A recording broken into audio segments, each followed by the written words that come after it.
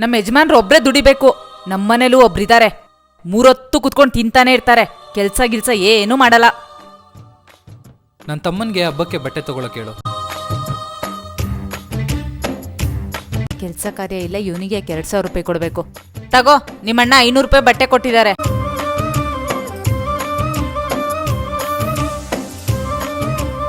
ಅಣ್ಣ ನಂಗೆ first salary ಆಯ್ತು ಅಣ್ಣ. ಓ ಥ್ಯಾಂಕ್ ಯು ಕಣೋ.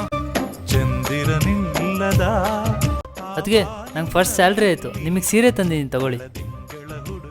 ನೆಕ್ಸ್ಟ್ ಸ್ಯಾಲ್ರಿಯಲ್ಲಿ ನಿಮಗೆ ಚಿನ್ನದ ಬಳೆ ಕೊಡಿಸ್ತೀನಿ. ಅದಕ್ಕೆ ಸರಿ ಕಣಪ್ಪ.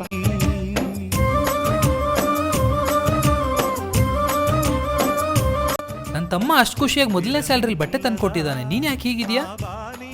ರೀ, ಅವನಿಗೆ ಕೆಲಸ ಇಲ್ಲದೆ ಇದ್ದಾಗ ಅವನಿಗೆ ತುಂಬ ಬೈದಿದ್ದೀನಿ. ಆದರೆ ಅದನ್ನು ಮನಸ್ಸಲ್ಲಿ ಇಟ್ಕೊಳ್ದೆ ನಂಗೆ ಹೊಸ ಬಟ್ಟೆ ತಂದು ಕೊಟ್ಟಿದ್ದಾನಲ್ಲ, ಅದಕ್ಕೆ ತುಂಬ ಬೇಜಾರು.